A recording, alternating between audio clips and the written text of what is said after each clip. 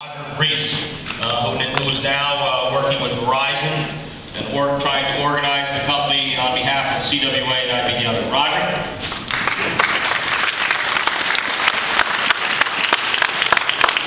Good afternoon, Senator. Good afternoon. And forgive my nervousness. It's not every day that I speak to a future president.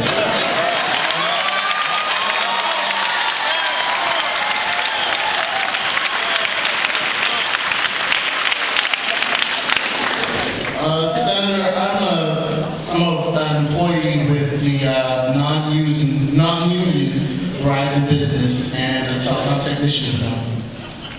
Recently, a clear majority of the Verizon Business techs in the Northeast have signed union cards to join with the 95,000 CWA and IBEW members who already have bargaining rights with Verizon.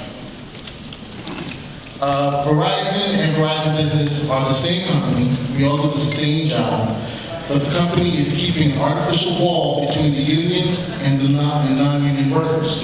If elected president, what would you do to make these double-breasting schemes illegal?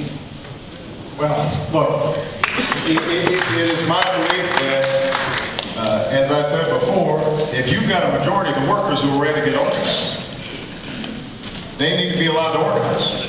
And so many of the things I mentioned earlier in terms of the Employee Free Choice Act and the NLRB and others have to start being imposed. We don't want to create an economy in which you constantly have two tiers of workers.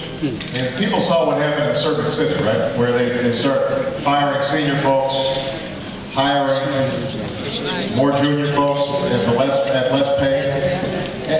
Because that actually is going to weaken over time our economy and our workforce. In fact, it turns out, it was interesting, that this was in not some radical, union newspaper. This was in the New York Times, where there was an article that showed that, or actually I think it was in the New Yorker magazine, article that showed that companies that actually do best over the long term are not those that lay off workers or make it harder for workers to organize, that a lot of times, in the short term, when they slash workforces and they cut pay, that it may look good in the initial bottom line.